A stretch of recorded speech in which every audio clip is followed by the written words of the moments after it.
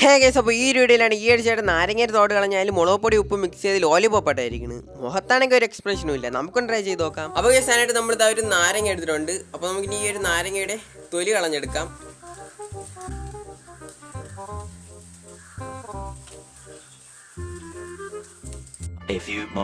Guys, അപ്പോൾ നാരങ്ങയുടെ തോടൊക്കെ കളഞ്ഞെടുത്തിട്ടുണ്ട്. ഇനി നമുക്ക് ഈ ഒരു സ്റ്റിക്ക് വെച്ച് കുത്തി കൊടുക്കാം.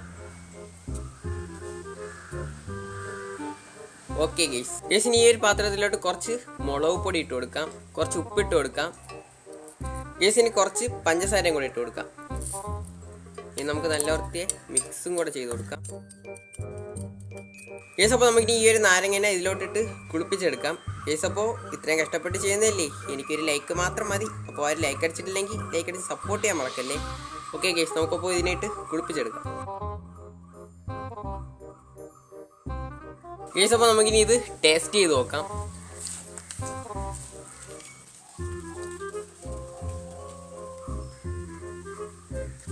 ഗൈസ്, അപ്പോൾ നല്ല മധുരവും പുളിപ്പും എരിയൊക്കെ ഉണ്ട് ഗൈസ്. എന്നെ കൊണ്ട് കഴിക്കാൻ പറ്റിയില്ല.